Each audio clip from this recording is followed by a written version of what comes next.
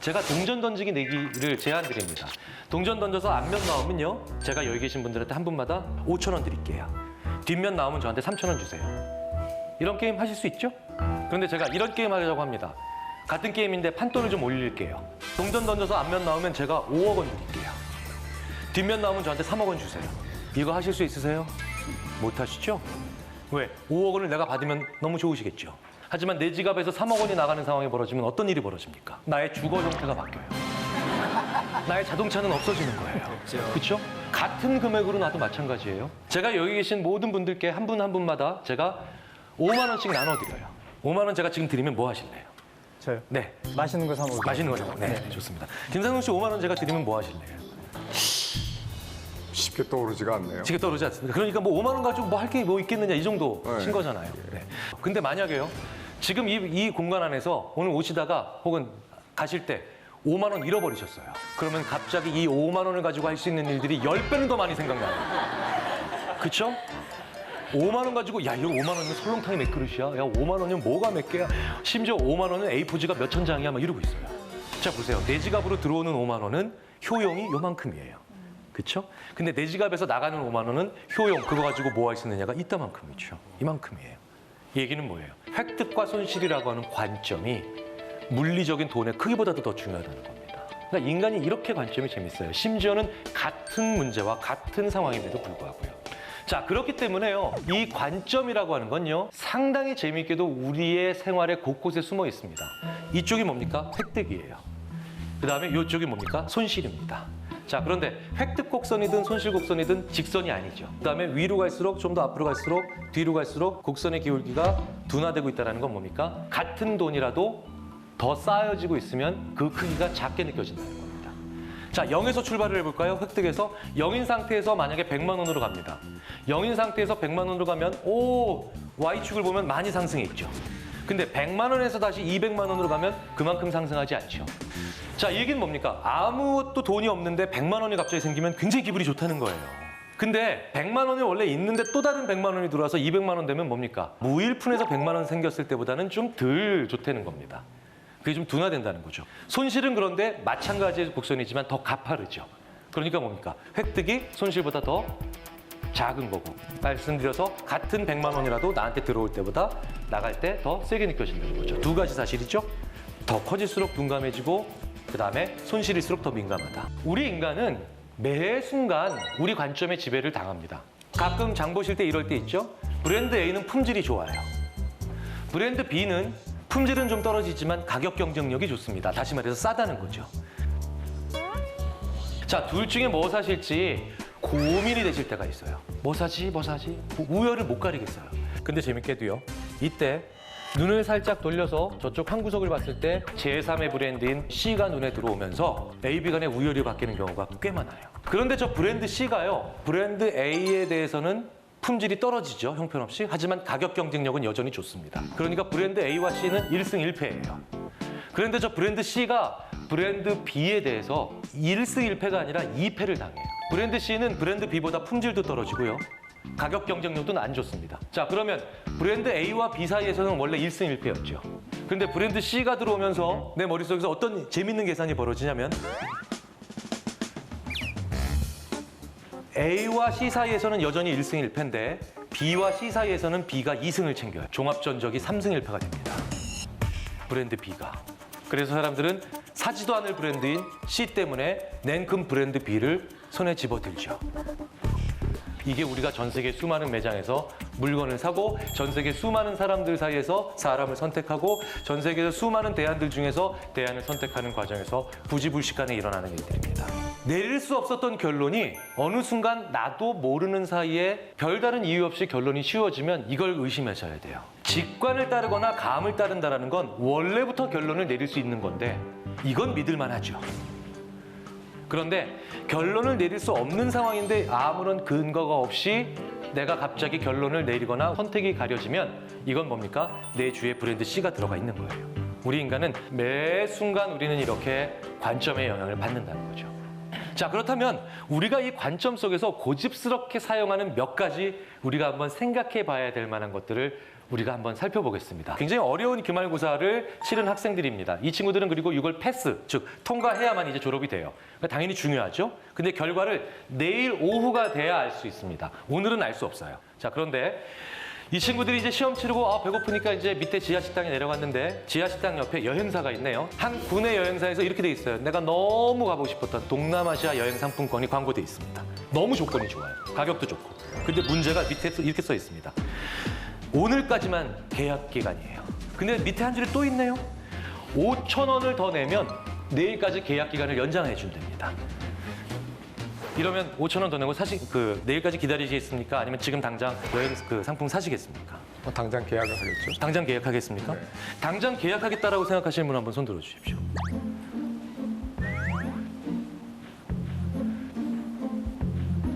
(5,000원) 더 내고 내일까지 기다린다고 생각하시는 분 손 들어주세요.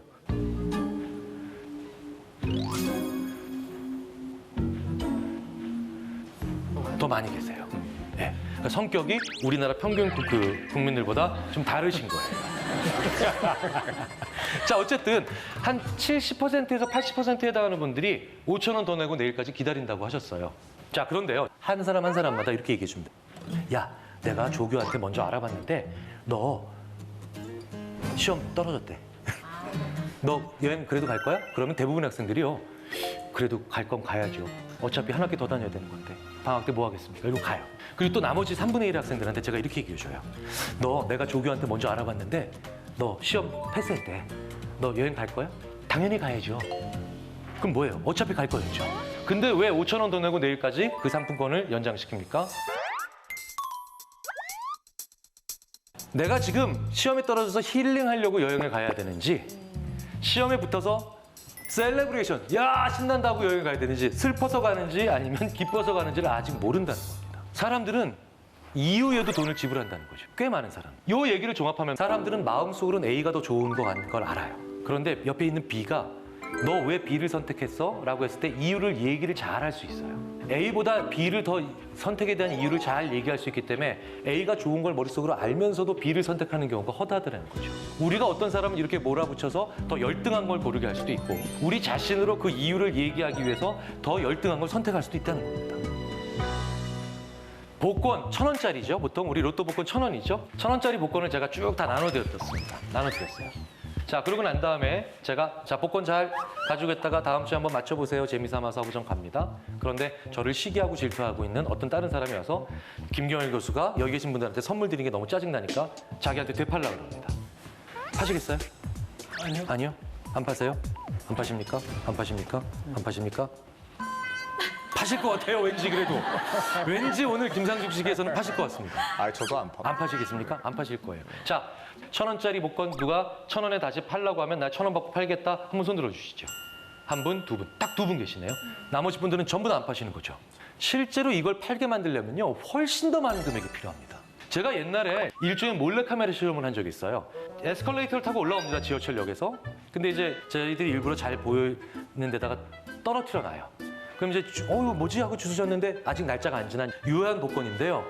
유효한 복권이니까 아이고 공짜로 하나 얻었네라고 생각하시겠죠? 저희가 일부러 마음에 불을 지르기 위해서 밑에 배우가 한 명 다시 들어가요, 같이. 이 친구가 뭐라고 얘기하냐면요. 이거 복권 주셨네요 하면서 그 주순 복권이 당첨이 잘 된다는데 말도 안 되는 얘기죠. 주순 복권이 당첨이 잘 된다는 건 말도 안 되는 얘기입니다. 그런데 이 말까지 들으시면 이제 눈에서 레이저가 나옵니다. 그러면서 이 청년이 한 20m쯤 앞으로 가다가 다시 돌아와요. 이 친구가 다시 이렇게 얘기합니다. 아주머니, 이 복권 저한테 파시죠. 어림도 없습니다. 2,000원 어림도 없어요. 5,000원 더 열받아요. 10,000원이 넘어가야 사람들이 팔아요. 왜겠어요? 이 복권의 당첨 확률과 당첨의 금액을 합하면 1,000원이 한참 모자릅니다. 하지만 이 복권이 내 손이 아니라 제 손으로 옮겼을 때, 내가 되팔았을 때, 이 복권이 당첨됐을 때 내가 치러야 하는 후회의 양은 천문학적이에요. 그러니까 우리는 경제학적으로 이해가 안 되는 행동이라도 얼마든지 할 수 있다는 겁니다. 그때 어떤 할아버님 한 분은 결국은 안 팔고 가시면서 저희에게 5분짜리 욕을 하셨어요. 그 욕은 정말 미학이 느껴지는. 그러면서 네가 나의 10억을 하면서 가시고 이게 10억짜리 후회가 되는 거예요. 이게 뭡니까? 이유 못지않게 두 중요한 인간의 관점을 지배할 수 있는 또 다른 이유가 뭐냐? A가 더 좋다는 걸 마음속으로 알아요. 머릿속으로 알아도 B가 후회를 덜 할 만한 것들이 있으면 우리는 얼마든지 또 B를 고르는 그런 일들을 할 수 있다는 거죠. 우리는 내 머릿속에서 생생한 게 세상에 더 많이 일어나고 세상에 더 중요하고 세상에 더 그럴 일이 많이 일어날 수밖에 없다고 믿습니다. 당신은 어떻게 죽을까? 이렇게 물어봅니다. 당신은 총에 맞아 죽을 위험이 얼마나 된다고 생각하느냐? 당신은 계단에서 굴러떨어져 죽을 확률이 얼마나 된다고 생각하느냐? 이러면요, 총에 맞아 죽을 위험은 항상 과대평가됩니다. 그런데 계단에서 굴러떨어져 죽을 위험은 항상 과소평가돼요. 왜겠어요? 내 머릿속에서 첫 번째 죽음은 생생히 상상이 가능하지만 두 번째 죽음은 생생하게 상상이 안 돼요. 생각해 보십시오. 세상의 영화나 TV나 드라마에서 주인공이 총에 맞아 죽지 누가 계단에서 굴러떨어져 죽습니까? 자, 그렇기 때문에 내 집에 혹은 우리 동네에 총을 들고 들어오는 괴한이나 낯선 사람을 방어하기 위해서 CCTV나 보안 장비에는 수만 불을 쓰기 시작하지만 나를 언제나 굴러떨어져 죽게 만들 수 있는 내 집에 낡아서 미끄러운 카펫을 500불이면 교체할 수 있는데 아무도 교체를 안 하더라는 거예요. 이런 일이 굉장히 많습니다. 대단히 가슴 아픈 사고지만 1994년에 우리나라에서 성수대교가 무너지는 참사가 일어났습니다. 정말 많은 목숨들, 안타까운 목숨들을 우리가 잃었죠.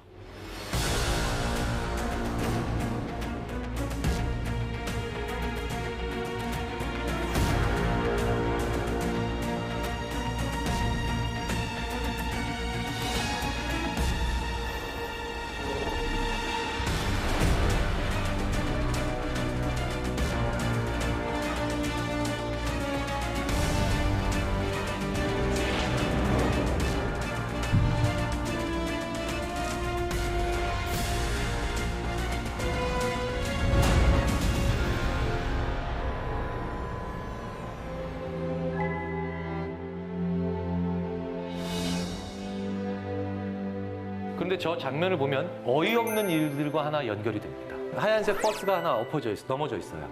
무학여고 학생들을 태우고 가던 굉장히 큰, 그러니까 노선버스죠. 이때 무학여고 학생들 어린 목숨, 안타까운 목숨 많이 잃었습니다. 사람들이 많이 둘러싸고 있는 데는 어디냐? 승용차들이 뒤집어진 데예요. 이때도 많은 분들이 여기서 돌아가셨습니다. 저기 지금 파란색 작은 물체 하나 보이세요? 네. 저게 기아 자동차의 본거예요. 쟤만 안 뒤집어졌어요. 왜? 저 때 경찰의 날 상 받으러 가던 의경들이 많이 타고 있었어요. 과적이었죠. 쟤만 안 뒤집어졌어요. 이것만 안 넘어졌어요. 그래서 이때 당시에 이 친구들이 먼저 나와서 구조 활동을 합니다. 전 국민이 그 다음 해에 삼풍백화점 무너지는 또 다른 참사 보기 전에 8개월 동안 이 사진을 거의 매일 봤죠. 아마 생생하실 겁니다. 저 안 뒤집어진 봉고를. 그래서 그때 당시에 저의 기아 자동차의 영업사원이라던 제 친구 하나가 저한테 대단히 당황스러운 이야기를 얘기하더라고요. 요즘 우리 기아 자동차의 봉고가 잘 팔린대요. 내 머릿속에서 하나 생생한 것만으로도 이렇게 말도 안 되는 일이 벌어진다는 겁니다. 꽤 많이 팔렸어요, 그때. 특히 어떤 색 위주로? 파란색 위주로. 웃지 못할 일이죠. 그런데 이게 또 뭡니까? 우리 머릿속에서 생생하면 이런 일들이 벌어진다는 거예요. 저는 그래서 내가 해봐서 아는데 내 경험에 의하면 이 말을 하실 땐 늘 조심하라고 얘기를 해드립니다. 왜? 이게 굉장히 무서운 말이에요. 내 머릿속에서 생생하다는 것 뿐이거든요. 그게 다른 사람들의 머릿속, 더 나아가서 세상도 이렇게 이루어지는 거랑은 아무 상관없을 수 있습니다. 이것 말고도 우리 자신을 배신하는 상식적인 기대의 오류들은 굉장히 많습니다. 동전 던지기를 8번 합니다. 동전 던지기를 8번 하면요. 앞면, 뒷면, 앞면, 앞면, 뒷면, 앞면, 뒷면, 앞면. 뭐 이런 식으로 8번 나오면 그냥 그런 것보다 하시겠죠. 근데 8번이 연속적으로 앞면이 나와요. 그럼 뭔가 신기해. 그럼 9번째 던졌을 때 첫 번째 앞면, 뒷면, 앞면, 뒷면, 앞면, 앞면 이런 식으로 나왔을 때는 9번째 던졌을 때 뭐가 나오든 이상할 게 아닌데 8번 연속 앞면이 나왔으면 9번째 던지면 이제는 왠지 뒷면이 나와야만 왠지 세상이 공정한 것 같아요. 뭔가 이상하지 않아요. 이게 바로 뭡니까? 일명 도박사의 오류라고 하는 겁니다. 굉장히 곳곳에 많습니다. 제가 모 게임 회사에서요. 밤에 전화 상담원들한테 전화해서 이분들한테 전화해서 입에 담을 수 없는 욕을 하시는 저처럼 술 취한 중년 남자들. 게임을 하시다 뭔가 화가 나신 거예요. 근데 막 너무 폭언을 퍼부시는 거예요. 근데 이분들이 도대체 어떤 폭언을 퍼붓는지 조사를 해봤더니 뭐 로그인이 잘 안 돼요. 게임이 작동이 잘 안 돼요. 이게 아니에요. 내가 지금까지 맞고를 2000판을 쳤는데 아직 5광이 안 나왔대요. 너희들의 음모래요. 근데 생각해 보십시오. 맞고를 2,000판을 치든 5만 판을 치든 1,000판을 치든 지금 당장 맞고에서 5광이 나올 그 작은 확률은 늘 똑같은 겁니다. 근데 우리는 언제나 이렇게 이제 나올 때가 됐다고 합니다. 야구 중계 방송을 들을 때도요. 굉장히 이런 거 많이 보십니다. 이젠 안타를 칠 때가 됐대요. 8회쯤에. 네. 근데 그 이유가 재밌어요. 앞선 세 타석에서 안타를 못 쳤기 때문입니다. 자, 이런 식으로 우리는 굉장히 많은 경우에 이젠 나올 때가 된 것들을 얘기해요. 우리나라의 로또 번호를 분석하는 사이트, 그래서 이젠 다음에 나올 번호를 얘기해주는 분석 사이트가 얼마나 많은데요. 이게 다 뭐예요? 도박사의 오류예요. 도박사의 오류는 주로 누구와 많이 저지르느냐?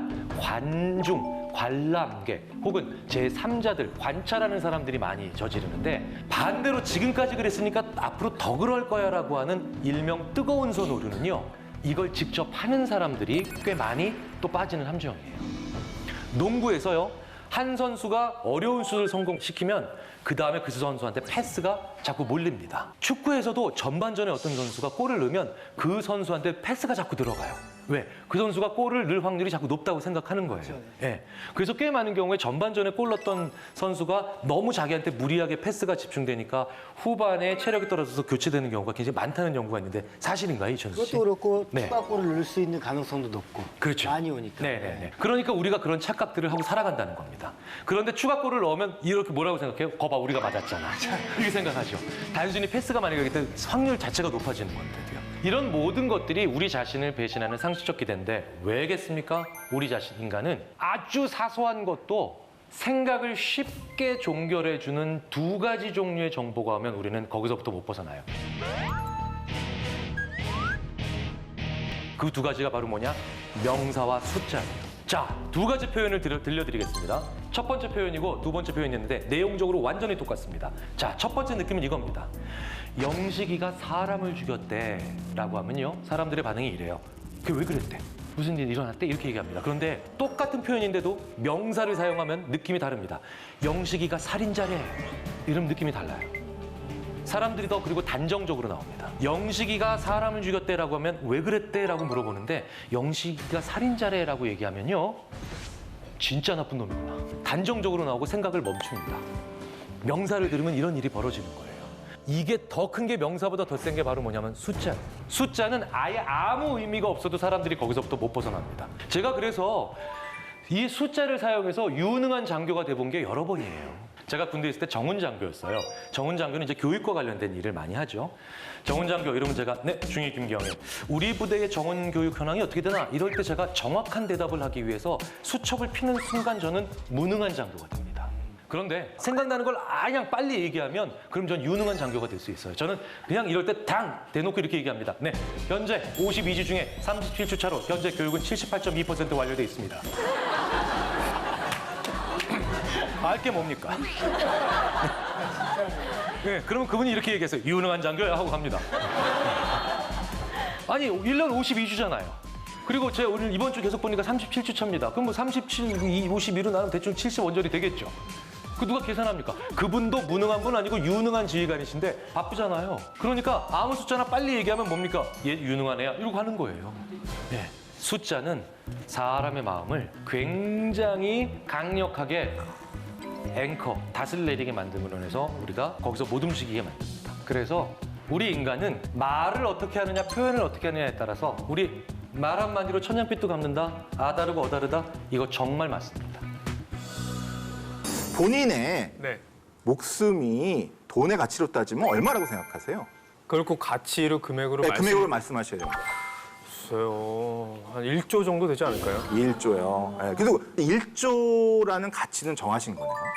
그러니까 제가 1조라고 그냥 툭 내뱉은 것은 돈으로 환산할 수 없을 만큼 돈으로 환산할 수 소중하다 없다. 이런 예. 생각이 드니까 그냥 예, 1조라고 그러니까 말씀드렸습니다. 생명은 돈으로 환산할 수 없다라는 것에 대해서 많은 분들이 동의하실 겁니다.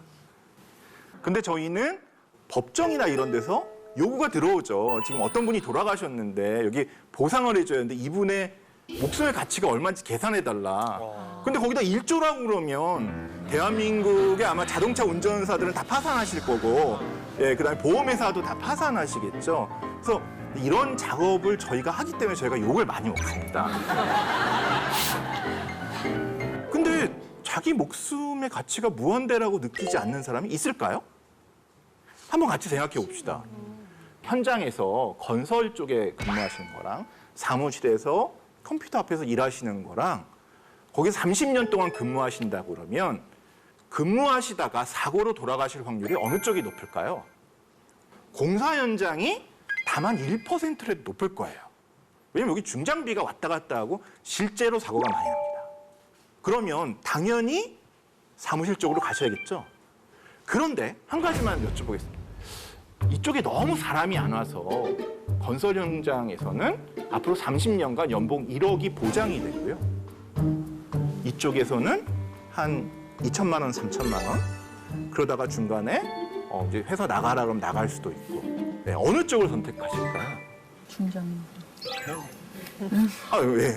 당연히 예. 근데 한 가지 이상해요. 왜냐면 1% 사망 확률이 늘어나는데 그럼 목숨의 가치가 무한대면 무한대 곱하기 1%는 무한대죠. 그럼 무한대 돈을 줘도 건설 현장에 가면 안 돼요. 근데 지금 갑자기 7천만 원에 연 7천만 원에 자기 목숨을 지금 막 팔고 계신 거예요. 그러니까 이 말은 뭐냐면 쟤네들은 사람의 목숨을 돈으로 매긴다 이거 욕을 하시지만 저희가 보기엔 자기도 자기 목숨이 다 뭐 1조까지 안 갔고요. 생각해 보세요. 그냥 단순히 곱해봐도 위험한 일을 해서 1,000만 원 더 준다고 할 사람 많거든요.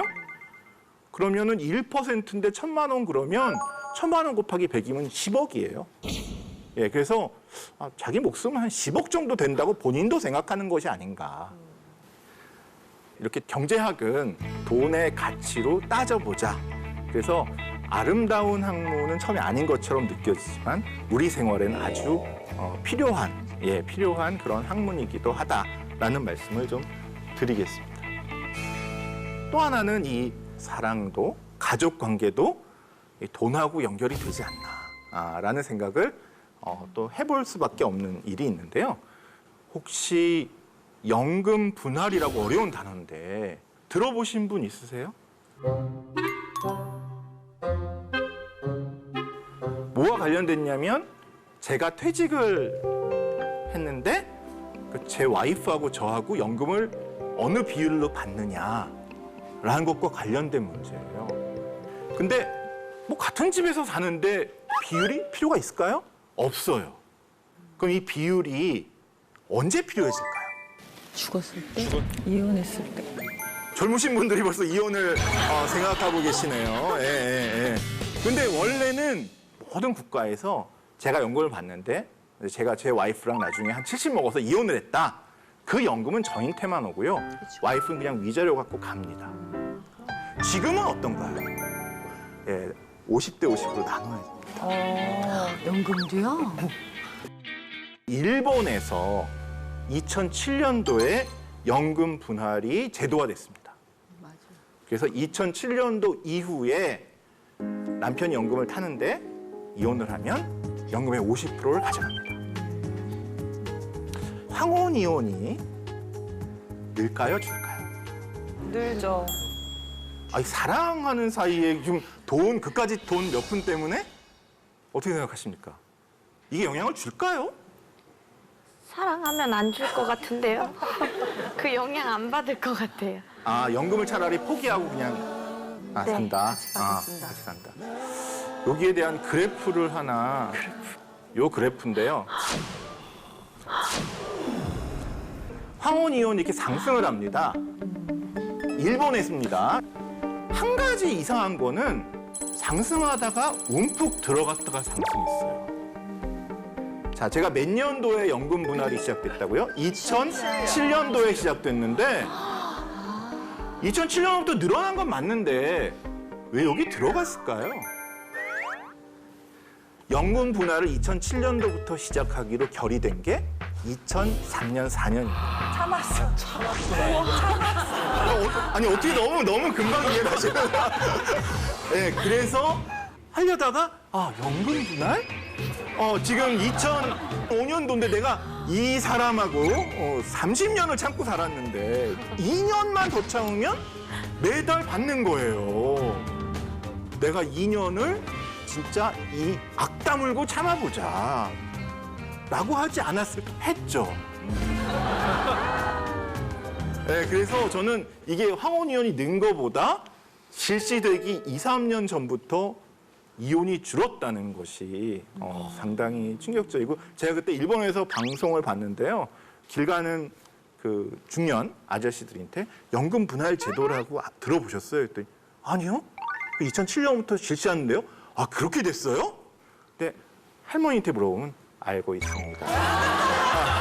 네, 그렇게 말씀들 하시더라고요. 네, 그래서 이 경제 문제가 우리가 이제 드러내놓고 얘기하고 싶진 않지만 정말 우리 가족 생활이나 일상의 저변에 많은 것들에 영향을 주고 있다. 저는 이렇게 생각을 합니다. 그러면은 여자는 그 연금 분할하고 상관이 없나요? 여자도 이제 여자 경제적으로 선생님들도 지금 큰일 나셨다고 생각이 됩니다. 네. 단순히 이제 옛날에 남자들이 더 많이 일을 했다는 것 때문이죠. 그런 걸 단점으로. 아니 뭐 남자만 가르고 여자는 안 가르고 그렇게 제도를 만들진 않겠죠. 그러니까. 오히려 걱정이 되시는 것 같은데. 아니 전혀 그런 건 없는데 예. 이제 여자 입장에서 제가 이제 생각해 봤을 때 예. 요새는 여자들도 능력을 많이 갖고 있으니까 그쵸, 맞습니다. 이제 여자 입장에서 한번 맞습니다. 대변해 보는 예, 거죠. 맞습니다. 네네네. 저는 그래서- 전혀 이거와 더불어서 너무 이혼 얘기를 많이 하는데 제 결혼 생활의 목표가 이제 이혼 안 당하는 거기 때문에 그래서 저는 재산을 많이 모으지 않습니다. 재산을 많이 모아놓으면 와이프가 어떻게 생각해요? 저 반이 내 거구나. 라고 생각을 하죠. 저축 상품 깨셔도 괜찮아요. 예. 그래서 재산이 많으면 유혹을 당할 수가 있어요. 예, 근데 어떤 경우 와이프가 이제 이게 안 되겠다. 난 이 남자랑 살아야겠다. 어떤 경우 그렇게 생각할까요? 탈탈 털어도 돈이 없어. 근데 남편이 매년 꼬박꼬박 돈은 벌어와. 황금알을 낳는 거위니까 거위를 버릴 수는 없잖아요. 네. 그래서 택한 직업이 교수입니다. 네, 저희는 큰 돈은 못 버는데 65세 정년퇴직까지 돈이 꼬박꼬박 들어오죠. 물론 연금 분할이 도입돼서 제 계획에 큰 차질이 생기긴 했지만 부수적인 효과가 뭡니까?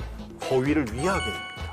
네, 거위가 스트레스 받고 그러면 알을 안 낳을 수도 있어요. 그래서 근데 혹시 제가 지금 갑자기 걱정했는데 이 강연을 듣고 결혼할 마음이 없어지시거나 그러면 안 되고요. 좋은 겁니다, 결혼은. 네, 그러니까. 네. 원래 너무 결혼하고 싶었는데 진짜 조금 바뀌고 있는 것 같아요. 남편이 저를 황금알로 거위로 생각하면 어쩌나. 예, 황금알을 낳는 거위도 할만합니다. 예, 할만합니다. 예. 다음은 가정입니다.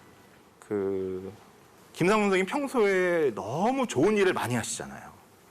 그래서 어느 날 저기 인왕산의 산신령님께서 딱 밤에 나타나셨어요. 내가 오랫동안 지켜봤는데 너무 훌륭하신 분. 그래서 제가 한 가지 능력을 본인이 원하는 거를 드리려고 그러니까 다음 3가지 중 하나를 택해 주세요. 라고 말씀을 하시고선 첫 번째 능력, 우주의 원리를 깨달을 수 있다. 지금 아무도 모르는 빅뱅이 왜 일어났나? 이걸 택하실 수도 있고, 인생의 의미를 깨달을 수 있는 철학적 사고 능력. 사실은 저희 와이프가 맨날 저에게 묻는 거죠, 이게 아침마다. 왜? 인간아, 넌 왜 사니? 이거를 갖다가 지금 19년 결혼 생활 동안 매일 묻는데 제가 아직 답을 못하고 있어요. 네. 이 능력을 가지실 수도 있고요. 예. 마지막. 내일 다음 날의 주가를 알 수 있는 능력. 매일 10시에 다음 날의 주가가 이렇게 딱 떠오릅니다. 코스피 지수가. 어느 거를 저는 철학적 사고 능력을 택하겠습니다. 되게 게스트들이 불만이 많은 것 같아요. 왜 그러시냐고 안 물어보세요. 아, 왜 그러시나요? 속 보일까봐. 속 보일까봐. 진짜로 원하시는 거는 과학적 능력이셨군요.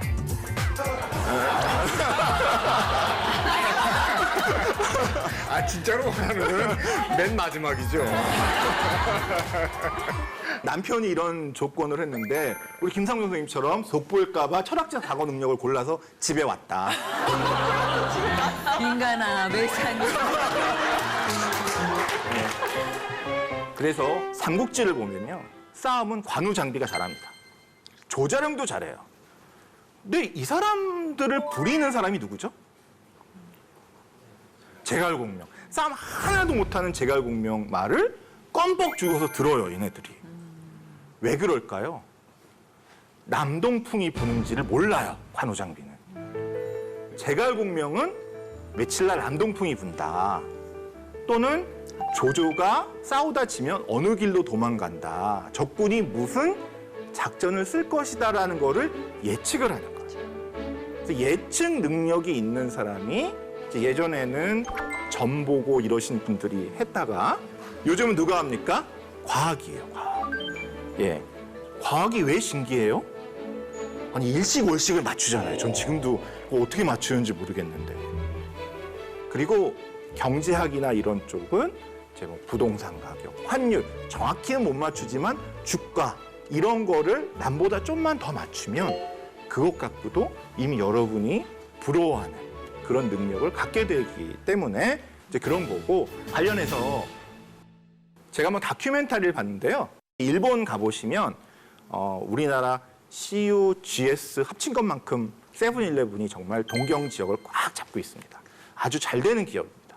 근데 그 세븐일레븐의 최고에 있는 회장님의 하루를 취재했는데 이분이 식사 시간 외에는 계속 체크하고 연구하시는 한 가지가 있어요. 뭘까요? 여러분이 세븐일레븐을 갖고 있다고 하면 뭐가 제일 안타깝겠어요? 재고가 문제일 거예요, 재고. 왜? 지금 뭐 이런 컵라면은 오래 둬도 되죠. 그런데 이쪽에 이런 신선 제품 같은 거 도시락 이런 게 있는데 상황 1, 면이 많이 팔릴 줄 알고 면을 잔뜩 갖다 놓고요. 그 다음에 김밥을 덜 놨어요. 그래서 면 20개, 김밥 5개. 점심시간에 오는 손님마다 다 김밥을 찾아요. 그래서 5명만 팔고 20명 김밥을 돌려보냈어요. 옆집 다른 편의점으로 가는 거예요. 그 다음에 면은 아무도 안 찾아서 20개 중에 2개 팔고 18개 버리는 거예요. 제일 관심 있는 게 내일 대체 몇 개가 팔릴 건가. 왜냐하면 이게 재고를 이렇게 쌓아놓고 할 수도 없게 좁은 공간이기 때문에 이게 최고의 관심사더라고요. 내일 세븐일레븐 가서 국수를 먹을지 김밥을 먹을지 햄버거를 먹을지 어떻게 알아요? 안 되는 거예요. 이걸 알아서 이분이 회장님이 되셨는데 가장 중요한 게 날씨입니다. 예, 오늘 날씨와 그 다음날 날씨래요. 그래서 이분이 나름의 그 계약을 맺어서 기상청하고 실시간으로 각 지역의 습도, 뭐 기온 이런 걸 다 받아서 그 공식을 연구한 거예요. 그러니까 겨울에 어제가 더 추웠고 어제가 영하 20도고 오늘이 영하 10도다. 그럼 사람들이 냉면을 찾는데. 그래서 내일 몇 개 팔릴 걸까 딱딱 맞추니까 이 사람이 회장이 안 될 수가 없는 거예요. 인생의 의미 이런 거는 훨씬 상위에 있는 학문이라고 보지만 이제 실생활에 쓰이는 거는 이런 예측이라는 것 자체가 필요하다라는 거죠.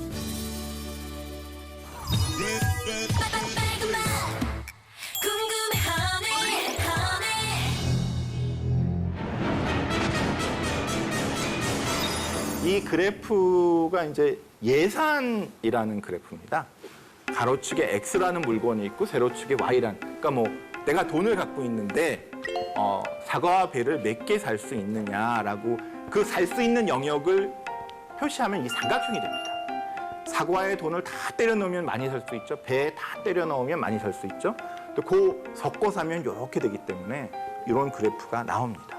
그래서 요 밖에 것은 내가 살 수 없으니까 생각도 하지 마라 라는 것이 예산 개념인데요. 여기서 질문 하나 드리겠습니다. 지금 돈이 10만 원이 있는데 백화점 가서 카드 다 없고 현금 그냥밖에 없는데 20만 원어치 사실 수 있어요? 못 사죠. 못 사죠? 네네. 예. 그런데 20만 원어치 가지고 나오는 사람이 있어요. 두 부류의 분인데요. 한 부류는 경찰서에 가시는 범죄인. 들고 나오시는 분 계시잖아요. 아니면 이렇게 남의 지갑 이렇게 꺼내서 자기 돈처럼 내시는 분도 계시고. 그런 분들은 이제 이거에 구애받지 않으시죠. 예. 그런데 범죄자 말고 이 삼각형에 구애받지 않고 마음껏 쓰는 부류가 또 하나 있는데 짐작하시는 직업군이 있으신가요? 회장님. 회장님 아니고요. 네. 정수? 예, 맞습니다. 돈 없는데 어떻게 살 그분들은? 남의 돈으로 하시니까. 그분들은 자기 돈으로 하시지 않으니까. 제가 일본에서 교수 생활을 몇 년 해서 일본 예를 많이 하는데 간사이 공항이라고 그 공항이 있습니다. 근데 이게 오사카 앞에 되게 좋은 공항인데요. 제가 듣기로는 매년 50cm인가 가라앉고 있어요.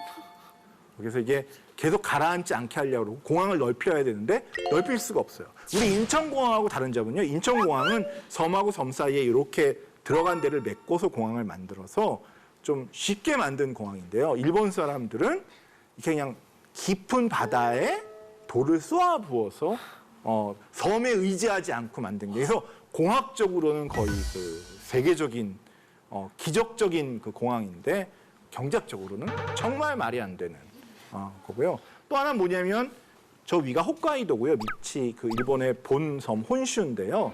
예전에 몇십 년 전에 여기를 홋카이도까지 기차 타고 가야 된다 그래서 저 해저로 60km짜리 터널을 뚫었어요. 근데 지금 얼마나 많이 사용할까요? 네, 그 사이에 비행기가 발명됐어요. 네, 지금 동경에서 홋카이도 갈 때 비행기로 가면 1시간 반, 기차로 가면 밤 꼴딱 7, 8시간. 그러니까 아무도 지금 이 터널을 사용하지 않아서 엄청난 돈을 들여서 만들었는데 낭비가 된 거죠. 그 왜냐? 이 돈을 만약에 정치인들이 자기 집 재산을 팔아서 했으면 잘 생각해보고 했을 텐데 그래서 제가 보기에 경제학을 전공하시고 정치하시는 분들이 있는데 크게 못 크세요. 왜냐하면 이 예산이란 개념을 배우셔서 공약을 하실 때 이 예산에서 이렇게 떠오르는 거예요. 그래서 화끈하게 공약을 못 하셔. 아니까. 이거 돈이 없는데 이렇게 되니까. 근데 이제 이걸 안 배우시면 본인은 확신하시는 거죠. 이거 할 수 있다. 그래서 화끈한 공약도 가능한 것이 아닌가. 노벨 경제학상 수상자가 리처드 탈러죠. 그리고 리처드 탈러가 자기 연구를 시작하게 됐던 가장 그 기폭제가 됐던 게 바로 이 제목의 힘입니다. 돈의 제목을 어떻게 붙이느냐에 따라서 그 돈을 쓸 수도 있고 안 쓸 수도 있어요. 예전에 만약에 네네네. 이제 대학교 다닐 때 네. 그때 현금 인출기는 있었나요? 현금 주기 없었죠. 없었죠. 네. 10만 원 보통 지갑에 넣으면 이런 경험 있지 않으셨어요? 쥐두새도 모르게 사라지는 것 같은 느낌. 그때 당시에 제 등록금이 67만 원이었습니다.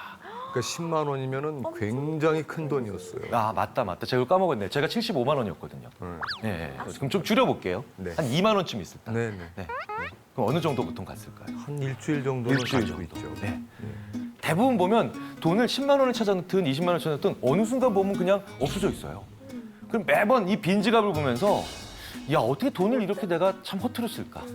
예, 이런 생각 많이들 하시죠. 근데 이 돈 중에 20%를 전쟁이 일어나도 지키는 방법은 있죠. 현금 인출기에서 돈을 찾자마자 이 10만 원 중에 2만 원을 이름을 붙여주세요. 너는 오늘부터 비상금이다. 그리고 이 비상금이라 이름 붙인 돈을 2번 접으세요. 그리고 신분증 뒤에 넣어보세요. 그럼 지갑상에서 접으면 지갑상에서 위치는 1cm도 차이 안 납니다. 바로 같은 위치에 있는 돈이에요. 그런데요, 이 2만 원을 달라고 친구가 얘기하면 내 뼈와 살을 발라내는 것 같아요. 실제로 대학교 다닐 때 저도 이런 경우 많았거든요. 야, 그거 돈 좀 빌려, 지갑에 돈 좀 있잖아. 이건 비상금이야. 비상시에만 써야 돼. 비상시가 언제야? 있어, 그럴 때가. 제목의 효과가 이렇게 무섭다는 거죠. 그리고 더 큰 돈보다도 작은 돈이 더 강한 힘을 발휘할 때도 있습니다. 10만 원을 잃어버린 사람한테 이렇게 얘기합니다. 게임을 하나 하는데 이 A라는 게임은 4만 원을 딸 수 있는 확률이 50%. 4만 원을 잃을 수 있는 확률이 50%입니다. 그러니까 일종의 동전 던지기죠. 나 할래. 한번 손 들어주시죠. 지금 한 5%에서 10% 정도 들으셨어요. 나 안 할래. 네, 훨씬 더 많이 드시죠. 자, 그런데요. 이렇게 한번 가정해 볼게요. 방금 전에 4만 원을 잃어버렸어요. 그런데 어떤 사람이 와서 50%의 확률로 4만 원을 딸 수 있다. 그리고 50% 나머지는 4만 원을 잃는 거다. 이 게임 하시겠습니까? 라고 하면 하겠다는 사람이 갑자기 늘어나요. 무슨 얘기냐? 내가 잃은 돈과 같은 액수가 나와야 이전 손실의 만회라는 제목이 만들어지는 거예요. 예. 그러니까 사람이요. 이전에 손실된 돈과 같은 액수를 메울 수 있는 게임은 모험을 해요. 근데 그 전에 얼마나 어떤 돈을 큰 돈을 잃었던 작은 돈을 잃었던 그 돈과 다른 금액의 돈 그거를 가지고 게임을 하면 잘 안 한다는 겁니다. 왜? 제목이 안 만들어져요. 다른 액수는. 네. 그래서요. 어떤 사람으로 하면 좀 더 모험적으로 만들게 하려면 지금 하는 모험이 이전 손실의 만회라는 말을 해줘야 됩니다. 그저 도전하라고 하고 그저 한 번 더 모험하라고 하는 얘기로는 사람이 안 움직인다는 거죠. 자, 이 백화점 A에 가셨는데 계산기가 2만 5천 원입니다. 그리고 자켓이 12만 원이에요. 총 14만 5천 원을 지불하는 거죠. 자, 그런데요. 친구가 전화를 해요. 30분 정도 걸어가면 옆에 다른 백화점이 있는데 야, 계산기가 15,000원이야. 자켓은 그냥 원래 그 가격이고 12만 원. 내가 사려고 했던 계산기를 무려 10,000원을 깎아주는 거죠. 가시겠습니까, 나르샤 씨? 택시비도 안 들어요. 걸어간다면 갈 수 있어요. 네, 갈 수 있을 것 같았어요. 네. 역시 주부십니다. 자, 송영 씨 가실래요? 저는 갈 것 네, 같습니다. 네, 네. 대체적으로 이럴 때 60% 정도가 간다고 대답을 합니다. 10,000원이 어디냐. 네. 근데 재밌는 건요. 계산기 가격은 그대로인데 자켓을 10,000원 깎아준다 그러면 사람들이 거의 안 간다 그래요. 자, 두 경우 모두 14만 5천 원을 써야 되는데 13만 5천 원만 쓰는 거잖아요. 자, 왜냐면 각기 다른 제목에서 할인율이 달라요. 2만 5천 원짜리를 10,000원 깎아줘서 15,000원에 팔면 거의 30-40% 이상 디스카운트가 되는 거죠. 그런데 12만 원짜리 자켓에서 10,000원 깎아준다는 건 10%도 안 되는 디스카운트입니다. 그래서 기분이 별로 내키지가 않아요. 자, 이렇게 치자면 바겐 세일이 얼마나 무서운 건지 아시겠죠? 백화점에 가셔서 택 보시면 디스카운트 레이트, 즉 할인율 보시는 순간 이미 지는 거예요. 그러니까 영리한 고객이 되시려면 어떻게 됩니까? 택을 보기 전에 가격을 먼저 매기셔야 돼요. 내가 이 물건은 50만 원이면 산다. 근데 60만 원이면 안 살 거야. 택을 보시기 전에 그렇게 가격의 가치를 매기시면 그 물건이 70만 원인데 95% 세일이라고 해도 조금도 감사하지 않습니다. 그런데 우리는 그걸 하지 않은 상태에서 그냥 무작정 백화점에 들어가면 그렇죠? 언제나 나오는 최종 정리 세일. 고별전 딱 이래가지고 90% 세일을 하면 감사합니다. 오늘 저에게 이런 행운 아니라는 거죠. 그렇죠? 한 번에 주지 않고 100만 원을 두 번 나눠주면 좋아한다 그러니까 1원을 200만 번 주면 어때? 짜증나죠? 아니, 돈 갚을 때도 그런 친구들 있어요. 10만 원 빌려줬는데 5,000원씩 20번 갚는 친구들 있어요. 예. 근데 왜 이런 거는 별로 안 좋아하느냐는 거죠. 우리 마음에는 부킹 프라이스라는 게 있어요. 그러니까 부킹 프라이스는 뭡니까? 내 마음의 장부에 기입할 수 있는 가격이죠. 받았다고 치는 최저 금액이에요. 이런 거 있잖아요. 삼촌이 세뱃돈을 줬는데 500원 줘요. 그럼 우리 받았다고 안 쳐요. 그렇죠? 그거보다 더 적게 받으면 사람들이 불만족하다는 거예요. 짜증난다는 거예요. 그러니까 그 부킹 프라이스를 넘어서는 수준으로 줘야 되겠죠. 여기서 재미있는 국가별로 차이가 벌어지죠. 자, 우리나라는 얼마 만에 한 번씩 급여 받습니까? 한 달에 뭐 월급제죠. 그런데 꽤 많은 유럽 국가들은요, 주급제예요. 지금 급여 생활하고 계시는, 봉급 생활하고 계시는 분들한테 여쭤볼게요. 일주일에 한 번씩 4분의 1로 잘라서 나눠줘요. 짜증나죠? 받은 것 같지도 않죠? 제목의 개수가 한계라는 거죠, 월급은. 근데 4번으로 나눠 받아도 괜찮다는 건 이 사람들이 제목이 더 많은 거예요. 돈의 제목이. 그래서요, 특히 북유럽 사람들은 저희가 보기엔 작은 걸로도 많이 행복해요. 왜? 주급받아서 그때 뭐하고, 주급받아서 뭐하고 하는 거야. 사실은 그러니까 이 사람들은 한 달에 4번 기분 좋아지잖아요. 부킹 프라이스를 좀 낮춰야 돼요, 우리가.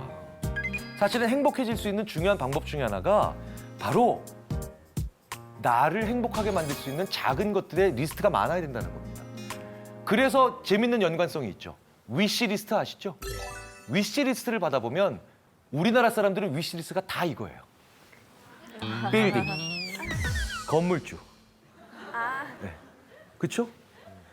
사실 자질구레한 여러 가지를 위시리스트로 가지고 있는 사람들일수록 부킹 프라이스가 작겠죠. 내가 1,000원짜리 뭘 먹어도 행복하고 그다음에 5,000원 정도 되는 음식을 뭐 하나든 맛있게 먹을 수 있는 사람들은 내가 1,000원, 5,000원 받을 때마다 그래도 장부에 기입한다는 거예요. 받았다고 친다는 거죠. 그러니까 만족과 행복의 빈도가 높아지잖아요. 행복은 강도가 아니라 빈도라는 거지 않습니까? 그래서 내 위시리스트를 한번 확인해 보실 필요가 있어요. 자, 가성비란 말 많이 하죠. 정말 저렴한 물건인데 괜찮은 물건입니다. 자, 그런데요. 인간이 무엇에 대해서 정말 판단하기 어려운 것 중에 하나가 가치입니다. 특히 금전적 가치. 무슨 얘기냐? 저 얼마짜리입니까? 저 얼마짜리입니까? 가격으로 아니 근데 뭐 잠깐만요. 이게 돈이 아깝다라는 표정으로 이렇게 저를 쳐다보시면 안 되는데. 우리가 어떤 것의 가치를 돈으로 환산하는 게 그렇게 쉬운 일이 아니라는 거예요. 그 돈의 가치를 우리가 제대로 매겼다면 물건 사고 후회할 일도 거의 없을 거예요. 그런데요, 저는 최소한 10가지의 물건을 사면 최소한 3개에서 4개는 후회합니다. 내가 이걸 왜 이 가격을 주고 샀을까? 내가 왜 이걸 가지고? 이 돈에 대한 가치 판단을 잘 못한다는 건 그것의 본질적인 가치를 아는 게 그리 쉬운 일이 아니라는 겁니다. 그래서 우리는 의외로 엉뚱한 곳에서 그 가치의 발견을 하기 위한 간접적 단서들을 사용하죠. 자, 한번 볼까요? 똑같은 백이 있는데요. 같은 백이에요. 완전히 같은 백인데. 야, 이거 이탈리아에서 사왔잖아. 야, 이거 앞에 있는 마트 혹은 집 앞에 있는 백화점에서 사왔잖아. 왠지 첫 번째 이탈리아에서 가져온 저 백이 더 내가 중고품이라도 사야 될 때 돈을 더 많이 줄 것 같아요. 옛날에 가치를 얘기할 때 이렇게 얘기했죠. 어른들이 물 건너 왔다. 이게 뭡니까? 어렵게 왔다는 거예요. 가치를 결정하는 중요한 이유 중에 하나가 바로 뭐냐면 얼마나 이게 멀리서 어렵게 왔냐예요. 그게 바로 거래 효용이라는 현상이에요. 거래 효용이라는 현상. 진짜 효용 말고 거래 효용, 얼마나 거래하기 어려운 상태에서 왔느냐를 명심을 해야 됩니다. 왜? 일상생활에서 이 거래 효용을 철저히 짓밟는 정반대의 거꾸로 하는 행동들이 정말 많아요. 제가 면접 볼 때 반드시 떨어뜨리는 학생들이나 지원자들이 있습니다. 자, 귀야, 왜 우리 회사 혹은 우리 대학에 지원했습니까? 가까워서요. 나 그럼 가까운 데서 쉽게 왔다는 거죠? 그런데요, 멀리서 온 사람들은 그 이유만으로도 왠지 떨어뜨릴 때 속상해요. 네. 제가 심지어 이런 적이 있었습니다. 제주도에서 온 학생이에요. 제주도에서 수원까지 오는데 얼마나 힘들었겠습니까? 아주대에 오는데. 그래서 그 학생을 딱 하는데 떨어뜨릴 수밖에 없을 때 제가 얼마나 속이 상했겠습니까? 그런데 왠지 옆에 고등학교에서 오면요. 내년에 다시 보자. 가까워서 지원했다고 하는 사람 정말 성의 없어 보입니다. 왜? 거래 효용을 뭡니까? 낮춘다는 거예요. 제가 실제로 한번 다른 방송사와 실험을 해본 적이 있어요. 사람들한테 보너스, 경품 당첨된 걸 줍니다. 이 10만 원을 가져오기 위해서 어떤 분들은 바로 앞에서 직원이 바로 거기서 찾아서 줍니다. 가까운 거리에서 왔죠. 그런데 잠깐만 좀 기다려주세요. 요게 지금 상품권이, 백화점 보너스 상품권이 지금 저희 본사에서 직원이 출발해서 갖고 옵니다. 수십 킬로미터를 와서 게다가 기다려서 그분한테 전달하죠. 첫 번째, 바로 앞에서 받은 사람들은요. 그날 거기서 다 쓰고 나갑니다. 소위 말해서 충동구매가 뭔지를 보여주고 나가요. 그런데 어렵게 온 돈, 그 상품권을 받은 사람들은 그걸 거기서 쓰지 않습니다. 더 가치 있게 쓰려고 합니다. 쉽게 번 돈이 왜 쉽게 쓰이는지를 아시겠죠? 거래 효용을 낮추기 때문이에요. 자, 2개의 게임이 있어요. 게임 A, 92%의 확률로 12만 원을 딸 수 있습니다. 8%의 확률로 24만 원을 잃어요. 게임 B, 17%의 확률로 79만 원을 땁니다. 83%의 확률로 5만 원을 잃어요. 두 게임 중에 어느 걸 하시겠습니까? 저는 솔직히 A를 마음에 가지만 실제로는 B를 할 것 같아요. 네, 내가 도전하고. 야, 이게 양다리를 거치시네요. 저는 A 할 것 A. 같아요. 좋습니다. 네. 그럼 확률이 나중에 따지고 보면 둘 다 똑같은 확률이다. A를 선택하나. 네, A. 선택하나. 네, 좋습니다. A를 네. 하겠습니다. 저도 A. A. 네. 여기 계신 분들도 제가 나중에 조사해 보면 거의 한 80% A 하겠다고 하세요. 네. 자, 그런데 질문을 바꿔보겠습니다. 게임 A든 B든 하시려면 입장권 사셔야 돼요. 게임 A를 하기 위한 입장권 가격 얼마까지면 사시겠습니까? 13만 원이요. 그럼 바보죠. 딸 수 있는 돈이 12만 원밖에 안 되니까. 자, 그러니까 모든 분들이 12만 원 미만을 부르겠죠. 자, 그런데 게임 B를 하기 위한 입장권 가격 얼마까지면 사실래요? 이러면 이런 분들이 나오신다는 겁니다. 표정이 사행성 짙게 변하시면서 야, 인생 뭐 있냐? 20만 원이라도 한번 해볼래? 이런 분들 나올 수 있겠죠. 왜? 따기만 하면 거의 80만 원을 따지 않습니까? 79만 원. 네. 고르라고 하면 A를 골라요. 그런데 돈을 얼마나 쓸래? 라고 하면 B에다가 돈을 더 많이 쓰겠다고 합니다. 둘 모두 선호도의 표시 방식입니다. 이게 우리 인생입니다. 인간은 선택하라고 하면 확률밖에 안 봅니다. 실제로 아이트래커라는 장비가 있어요. 아이트래커라는 장비는 안구 운동 추정 장치죠. 그래서 1초에도 수십 번씩 사람들이 어디를 보는가를 막 보여주는 장치입니다. 둘 중에 어느 가시겠습니까? 제가 첫 번째처럼 물어보잖아요. 그럼 모든 분들이 시선이 어디 맺히냐? 저 92%에 이렇게 계속 맺힙니다. 92 맺혀요. 그런데 돈을 얼마나 쓰실래요? 라고 하면 이 확률을 보는 분들이 거의 없어요. 안구 고정점의 95%가 이 79만 원, 79만 원, 79만 원, 79만 원, 79만 원. 이렇게 맺히다가 한 0.1초 정도 살짝 위에 가서 12만 원? 에게 79만 원, 79만 원, 79만 원. 얼마에 쓸까의 관점으로 보자면 우리 인간은 얼마나 가져오는가에 더 관심이 있다는 거예요. 확률이 떨어지더라도. 자, 이 얘기는 뭐냐? 앞으로 쓸 세월, 쓸 돈이 많은 사람들은 뭡니까? 더 모험적일 수 있다는 거죠. 그래서 저는 이런 얘기를 해요. 나보다 젊은 사람들은 나보다 모험적으로 만들어야 된다. 우리나라 분위기는 젊은 사람들한테 빨리 결정하라고 합니다. 뭐 할지 결정하라고. 어떻게 살지 결정하라고. 지금 우리나라에 있는 수많은 저보다 젊은 분들은 저보다 인생에 더 많은 시간을 쓸 수 있어요. 저보다 더 많은 것을 투자할 수 있는 개념이 있죠. 그런 분들한테 조금 더 확률이 떨어져도 괜찮아. 그분들한테 선택을 강요하지 말자는 거예요. 당신이 이 물건을 사기 위해서 얼마나 쓸 용의가 있습니까? 영어로 willingness to pay라고 합니다. WTP. 근데 반대로 파는 사람 입장도 한번 생각을 해봐야 되죠. willingness to accept. 어느 정도 가격이면 이걸 나한테 내놓으시겠습니까? 어떤 물건을 파는데 저 이거 5천 원에 주시면 안 돼요. 6천 원은 받아야 됩니다. 이게 바로 지불할 용의가 있는 최대 금액보다 항상 내가 포기할 수 있는, 내놓을 수 있는 그 최저 금액이 더 높기 때문입니다. 이건 무엇이 결정하냐는 거예요. 의외로 시간이 결정합니다. 제가 학생들한테 5천 원에 해당하는 초콜릿이다. 그리고 5천 원에 해당하는 머그컵이다.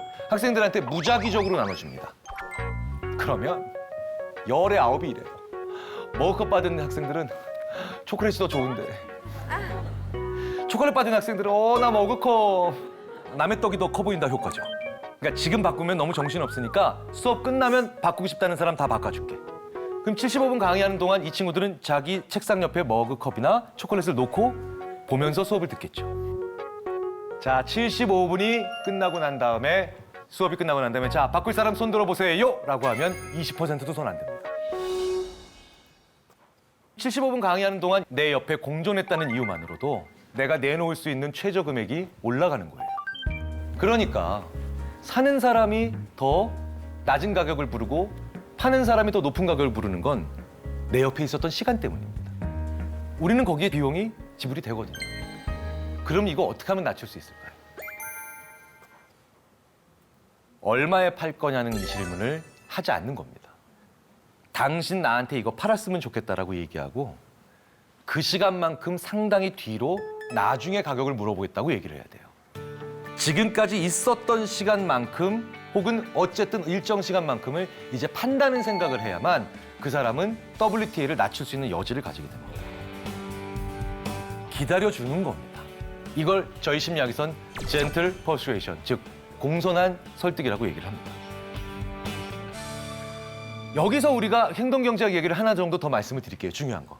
페이먼트 디커플링이라는 현상이에요. 페이먼트 뭐예요?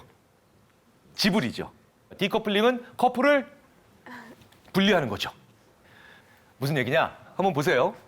놀이동산 가시면 탈 때마다 돈 내세요. 아니면 자유이용권 끊으세요. 자유이용권을 훨씬 더 많이 끊으시죠. 이게 바로 페이먼트 디커플링 하는 행위예요. 페이먼트 커플링은 뭐예요? 탈 때마다 돈을 내서 지불과 내 행동의 즐거움을 커플링 시키시는 거죠. 실제로 굉장히 많은 분들이 한두 번쯤 이런 경험 하셨거든요. 자유이용권 끊고 쭉 하루 동안 뭐 이렇게 놀다가 나오면서 아이씨 괜히 끊었네. 자유이용권 가격보다 덜 소비했다는 거예요. 해보신 적 있으시죠? 예. 있으세요? 그런데도 왜 우리는 그 다음에 가면 여전히 자유이용권을 끊을까요? 이걸 실제로 여행 상품에 최초로 결합시킨 게 바로 클럽 매드입니다. 파타야 3박 4일에 얼마? 그렇죠? 방콕에 얼마? 정액제죠. 그 프로그램 그대로 한번 다녀본 사람들이 있겠죠. 할 때마다 돈 내고, 먹을 때마다 돈 내고, 탈 때마다 돈 내고. 대략 20% 가까이 비용이 절약됩니다. 근데 문제는 여행이 만족스럽지가 않았다는 거예요. 소비의 즐거움이 비용의 고통에 갉아먹어졌다는 겁니다. 그래서 오히려 만족도는 조금 더 돈을 더 많이 낸 정액제로 다녀온 사람들이 더 높았다는 거예요. 그래서 우리는 절약하려면 어떻게 됩니까? 페이먼트 커플링을 시켜야 되죠. 페이먼트 커플링의 대표적인 예가 뭔지 아세요? 절약하려면 어떻게 됩니까? 페이먼트 커플링을 시켜야 되죠. 페이먼트 커플링의 대표적인 예가 뭔지 아세요? 신용카드 쓰실 때마다 문자가 오죠. 당신 방금 전에 7,500원 썼다. 자, 그런데요. 지금까지 썼던 금액을 누적 금액을 보여주는 거예요. 방금 전에 7,500원을 썼지만 그 7,500원 승인 밑에 237만 원이라고 하는 울트라 커플링이죠. 완벽한 커플링을 만들어서 돈을 덜 쓰게 만들어줄 수 있는 거죠. 그래서 이것 때문에 신용카드보다 체크카드를 더 써야만 우리가 절약할 수 있는 겁니다.